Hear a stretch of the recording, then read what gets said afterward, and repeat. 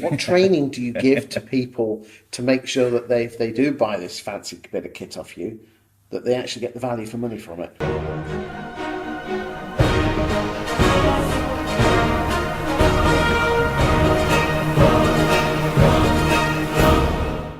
Yeah, so part of the research that I did before we built these systems was based around my So own you were experiences. computer programming yourself? I'm not a programmer, no. I'm just the person who comes up with mad ideas and then worry about someone else how they build it.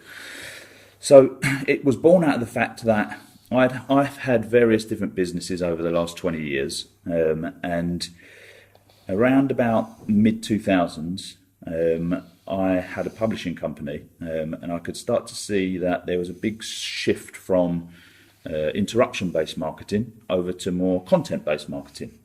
And so we got quite into that, and Facebook then wasn't quite as sophisticated as it is now. So I started to get the same frustrations that you had in the old kind of world of marketing, if you like, whereby we don't really know if anything works, but we do it just because we sort of think we should. So I started to look into various different systems. Most of them were in the States at the time that could start to give me some of this information, but they suffered with the exact problem you're talking about. It sounded great. You needed a team of people with PhDs to be able to figure out how to use the thing. So what we do with our system is we just work through a series of levels with an agent. We don't really, although the system is clever enough to be able to do a multitude of different things, we don't really say, it can do all this stuff, here's an instruction manual, do what you like.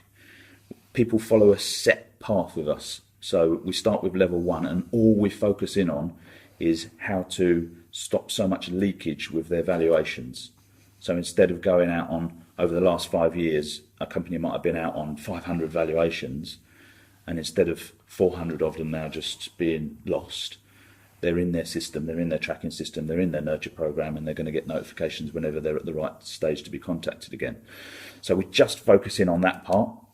We set up all the email templates, all of the content to begin with, to get them off and going.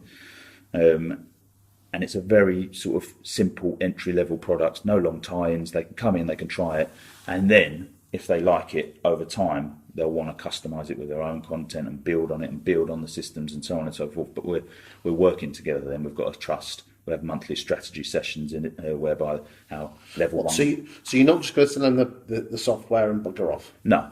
So after we have monthly strategy sessions whereby people can come along who are level 1, and we talk to them about how the next levels work. So is that with fellow agents who are at the same level as you? All on level 1. That's quite clever. Yeah. Because then you can swap ideas with people who are in the same position. Yeah, absolutely.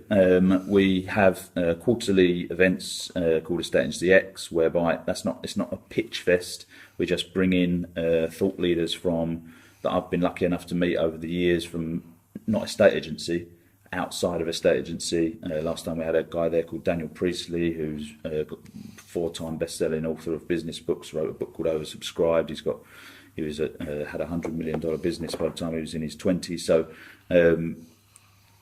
people like that, we bring them in just to offer some advice as to where this is all going. And how as an agent, do you get that as part of being with you? Estate Agency X is open to anybody. We do it quarterly. It's only small. We just do small little events at the moment. It's just nicer to have a bit more of an intimate kind of atmosphere than a big thing. The strategy sessions are obviously just for our clients, because otherwise it wouldn't make any sense for people. But it's all relatively straightforward. Some of it sounds quite complicated. When an agent first contacts us, we don't tend to go into the whole big picture, because it can leave people thinking, like, sounds amazing, but like, I don't know where to begin with. And you're going to promise that you are going to take an agent on a journey. So when they're fully trained up and they fully get your system, anyone that comes to your website through Facebook, LinkedIn, Rightmove, it doesn't matter, your computer program will build a profile up. So when they do contact you, because you've got a system that makes them want to contact you, you've already got a profile of what they're all about. Yeah.